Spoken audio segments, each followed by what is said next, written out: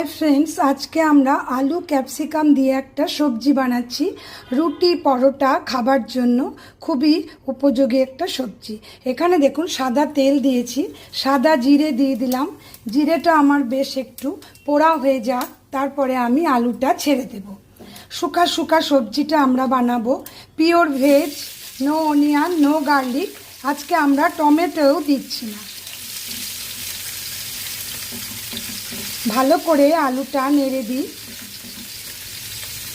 আমি আলুর ভেতরে আগে থেকেই নুন, হলুদ, একটু লঙ্কা গুঁড়ো, অল্প একটু জিরে ভাজা দিয়ে গুঁড়ো দিয়ে ভালো করে আলুটাকে ম্যারিনেট করে রেখেছিলাম।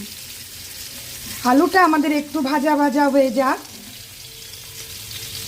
আলুটাকে আগে থেকে একটু ম্যারিনেট করে রাখবেন, তাহলে এই সবজিটা আমাদের খুব ভালো হবে।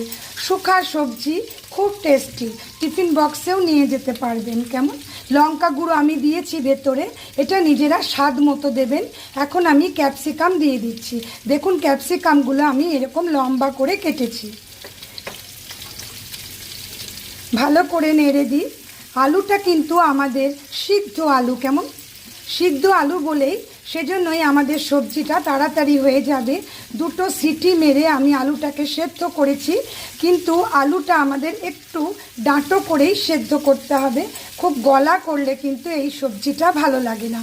এটা এমনি ডিশে করে নিয়েও স্ন্যাক্সের মতনও আমরা খেতে পারবো। লুকটা দেখুন কেমন হয়েছে, খুব টেস্টি। ওপর থেকে একটু গোলমরিচের গুঁড়োও দেওয়া যেতে পারে। পিওর ভেজ একটা সবজি বানালাম। রেসিপিটা অবশ্যই একদিন ট্রাই করবেন। ভালো লাগলে কমেন্ট করতে ভুলবেন না। আজ আমি এই পর্যন্তই, আবার কাল দেখা হবে। বাই।